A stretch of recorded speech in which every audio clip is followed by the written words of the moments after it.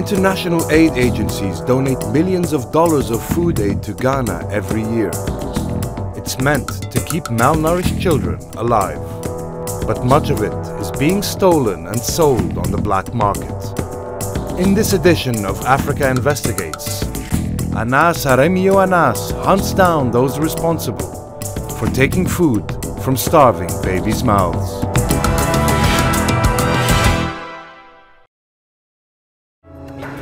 My name is Aremeyaw Anas. I'm an undercover journalist in Ghana, and I have never revealed my identity to the public. I believe in journalism that produces results. Journalism based on hard evidence that will name, shame, and jail the bad guys. I am here in northern Ghana to bust a bunch of killers. Their business is stealing food from starving children, food donated by the world to save lives. Babies are dying here because of their greed. My team and I have been on the trail of these criminals for months, gathering evidence to break up their deadly trade. We have already discovered something very shocking. The people who are stealing and selling this food are the very ones whose job it is to make sure hungry children get enough to eat. I can't wait to give these guys a taste of my own medicine. Here at the King's Village Health Center in Tamale, northern Ghana, staff are working to protect those most at risk of acute hunger, pregnant women and their babies. Dr. James is the director and has been working here since the clinic opened in 2008. It serves 160,000 people, but children are still dying here due to lack of food. I would say relatively this is a bit better than the usual cases that... You want to say this is better? Yes, so wow. This is relatively better.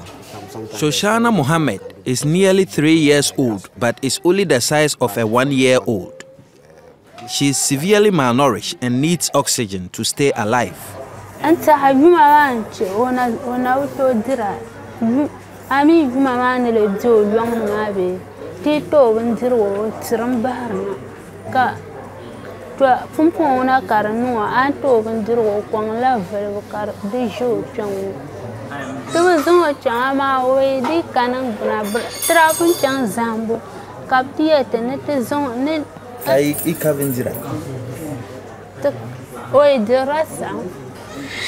Tozafi is a maize dish in Ghana, but it sometimes doesn't contain many of the nutrients needed for a growing child. The special food they give here is called plumpy nuts and is specifically designed to treat those with acute malnutrition. About 40% of all under 5s in the communities that we sampled stunted and malnourished. It has effect on mental abilities. People go to school and they can't learn, you teach them, they can't understand. If you are malnourished, if you are hungry right from childhood, it affects who you become in the future. It does. These photos graphically reveal what malnutrition does to a child's body.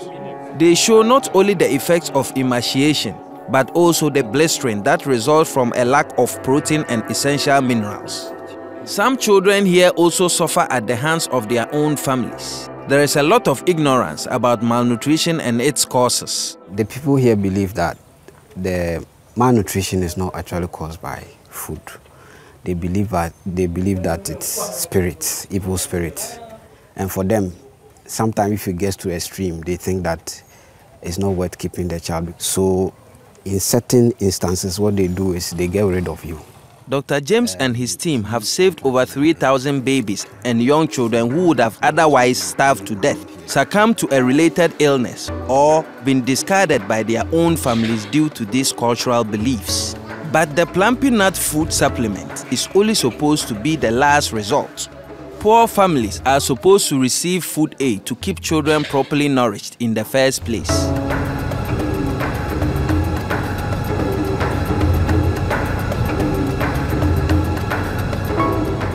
This year alone, the World Food Programme collected $20 million worth of food specifically for Ghana, and the quantity supplied has been carefully calculated to meet the needs of the country.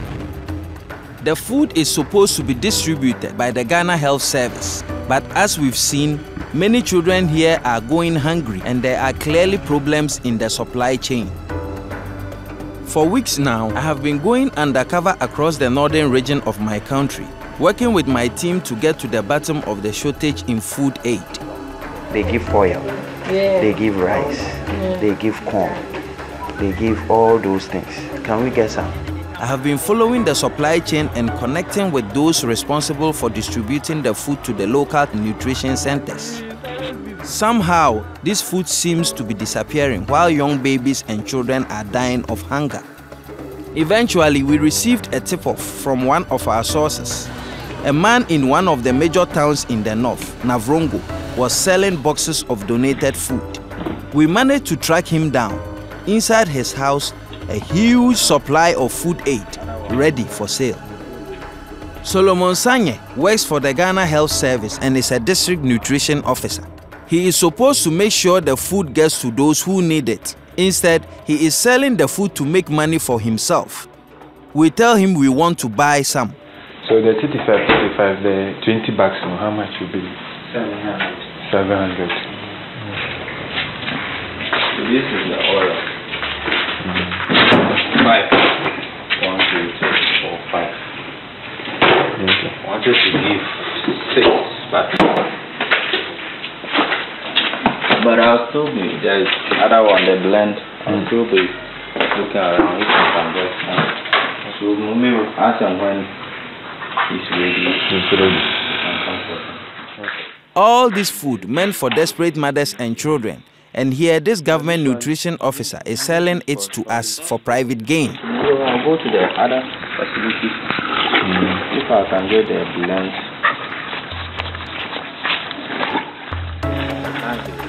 This public servant is only responsible for food supplies coming through this town. But he wasn't alone. We'd heard there were other health facilities elsewhere engaged in this same corrupt practice. Sure enough, in another major town called Bolgatanga, about 45 minutes away, we found another government nutrition officer, a now guy. He was doing exactly the same thing. I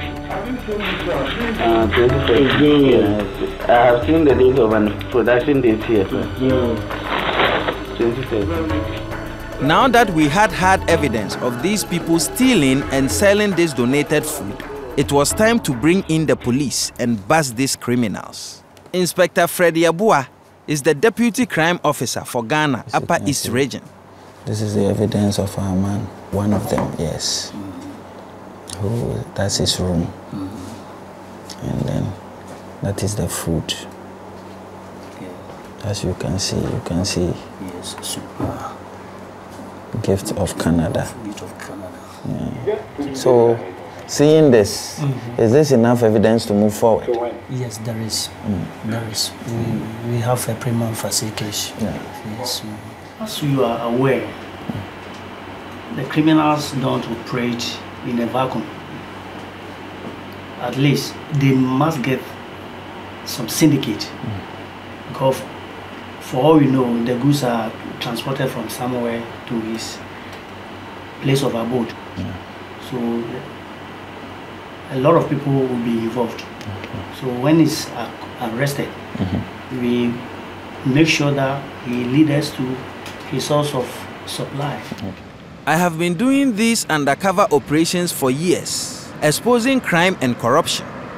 The police here do their best, but they have very limited resources and rarely have access to the type of specialized equipment I use. Over the years, we've formed an effective partnership. Now we are getting to the sharp end of our investigation. My undercover team have told both of our corrupt nutrition officers to expect another visit from us the next day. They have more supplies of food that they are eager to sell us. But this time, they will be getting a major surprise. The operation is going to be in two folds. One is going to happen here in Navrongo, and then the other one is going to happen in Bolga. Now, the second operation is going to be right after the first operation. We are going to move to Bolga. But knowing the nature of this, our community, we have to be very quiet about it. Because if we are not quiet, we'll end up having the perpetrators speaking signals This is the satellite image. We can even zoom in to see exactly what is happening regarding their movement. So everything will be monitored from here. You're going to see how we are moving. You're going to see what we are doing, so that when the arrest is done, it can be done smoothly. Yeah. Now it was time for one of my undercover team to call the first target. Until now, he had been meeting the nutrition officer on my behalf. Yeah, I'm here with my partner, the one I'm buying the goose on his behalf. I'm in the house. You the house. Okay. Then no problem. We are coming. All right, thanks. Yeah, men on the ground. Men on the ground. You are going to receive a signal from me when the target is spotted. All should be ready. The moment you get a signal, you should proceed to the spot. Over.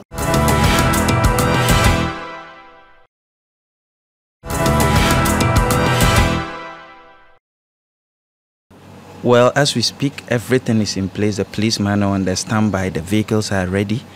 The source is ready, and we are going to move.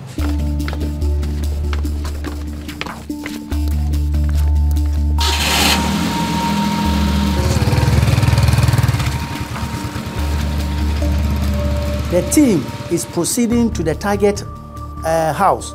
They are now on Tumu Navrongo Road.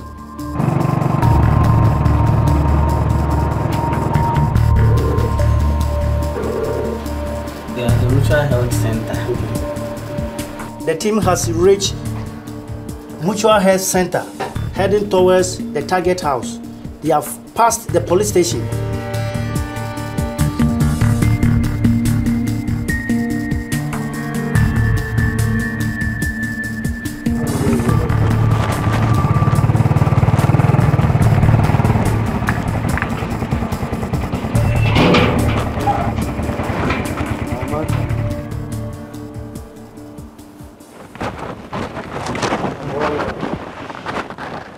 We arrived at the Navrongo Nutrition Center where Solomon, the nutrition officer, was waiting. I'm in the house. All was going to plan, except that the food warehouse was locked. Solomon took me to a nearby hospital to meet an accomplice, Mohammed, who had the key. After returning, we started to load our vehicles with the stolen food supplies. Then the salt, let's take 2. Meanwhile, I took care of business. The plan was to pay half, then lure Solomon back to the hotel for the rest of the money. We didn't want to cause a scene by arresting him at the health center and potentially alerting our second target in the nearby town. I sat behind Solomon on his bike.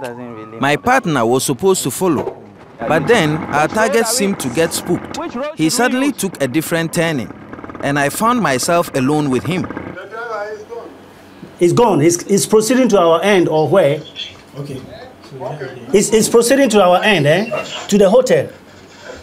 Is the driver proceeding to the hotel? The car has already booked, and he left with. What is going on? Ahmed, talk to us. Talk to us. You. Okay, that's it. I think target is in suspicion. It's okay. Are they on the bike? Yeah, they're on the bike. His bike, but he's in a complete suspicion of what the bike. So what do you think? Isa. Okay. We have to track the movement of Isa. They are moving very fast. They are moving very fast towards the Gana Navrongo Road. Can the policemen go after them? Yeah. Okay, call the other.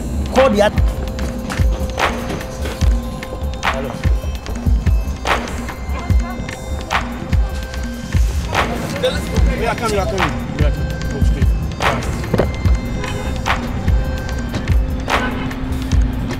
Turn right.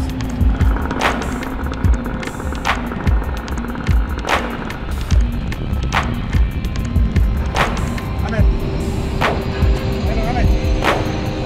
Why? Come down.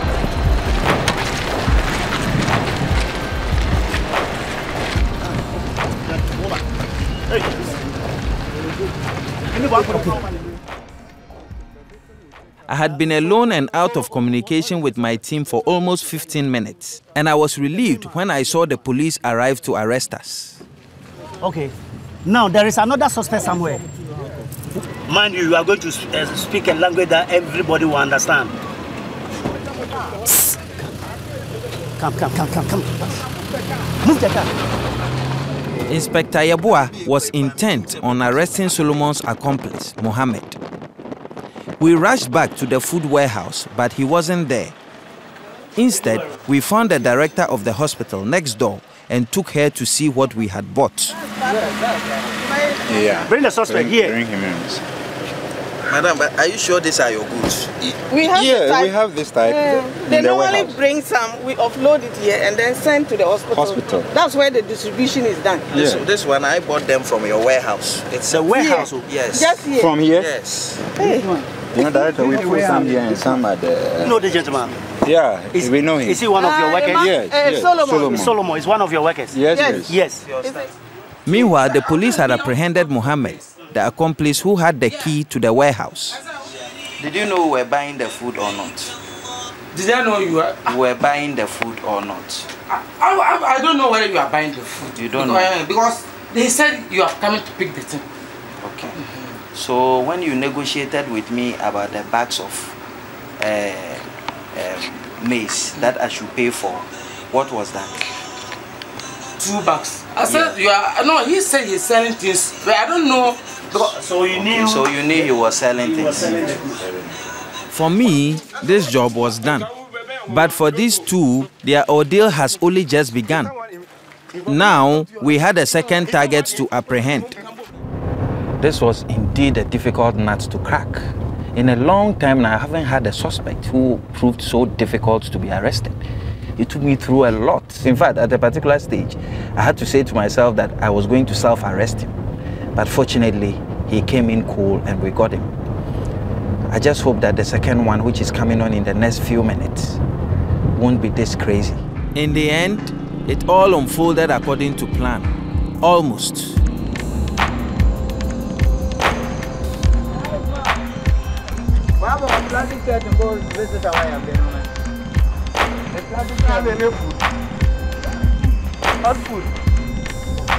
The nutrition officer, Aremeyaw guy, can be seen here on the left, packing the stolen goods in plain bags to conceal the World Food Programme logos.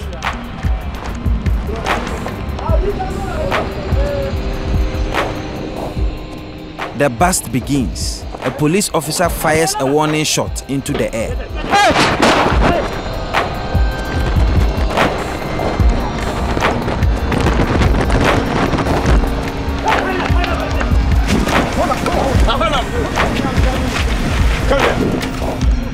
Out of those arrested, only the nutrition officer was ultimately charged. The others were helpers and didn't know the goods had been stolen.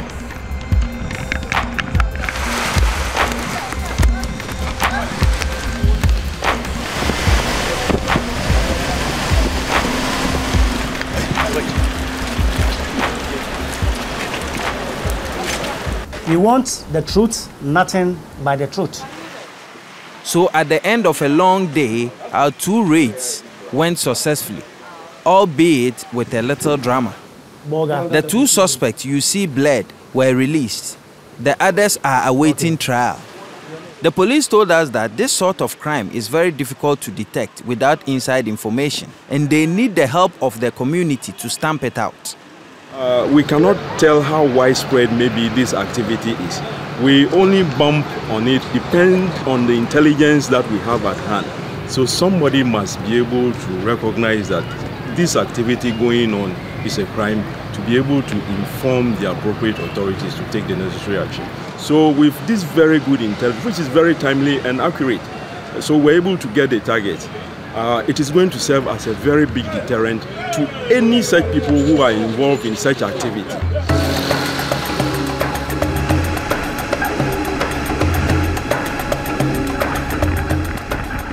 We have busted the criminals who steal the food aid, but I wanted to find out how easy it is to sell it. We went to one of the main markets in Tamale, the capital town of the northern region of Ghana. Mamile ya kara papo kapazo. Ana min kwashele. Ana min tashi. Ba je no me tiya tashi.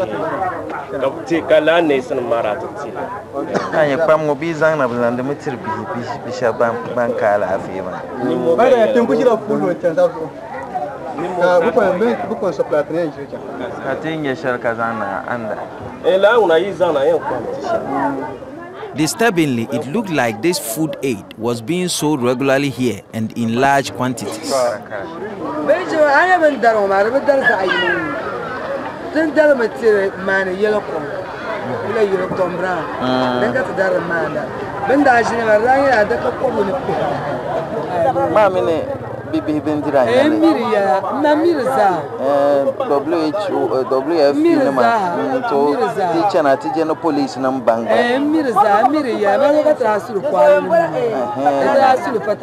Clearly, the 2 nutrition officers we arrested were just the tip of the iceberg.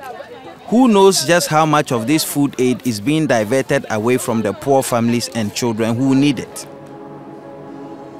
I decided to go back to the King's Village Health Center to show Dr. James the undercover footage from our investigation.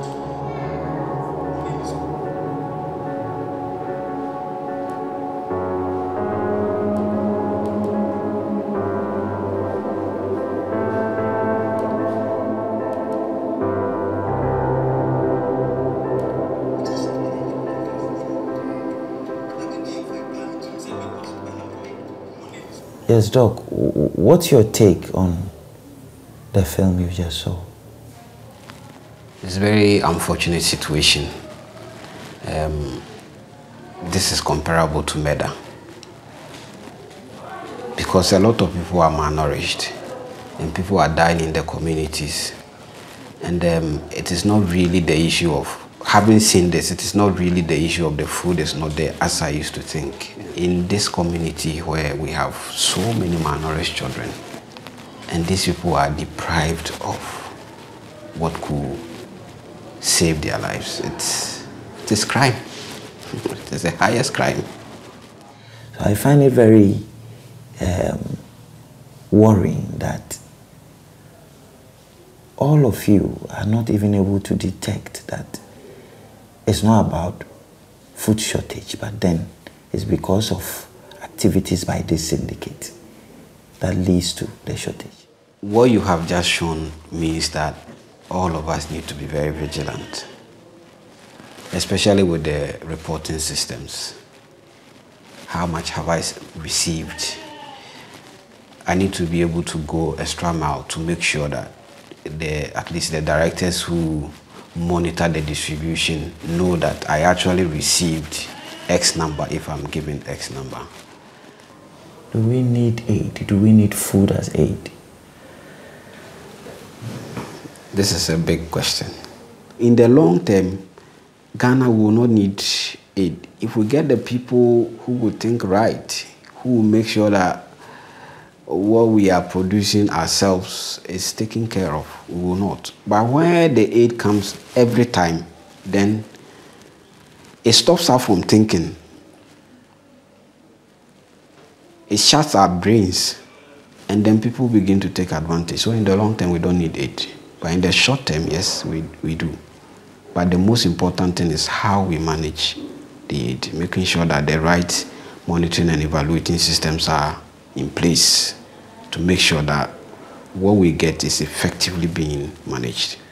Clearly, the Ghana Health Service is falling short on its responsibility to manage these supplies, and the results are tragic. Dr. James told us that Shoshana Mohammed, the 3-year-old girl we saw on our first visit, had died. Another unnecessary victim of this outrageous scandal.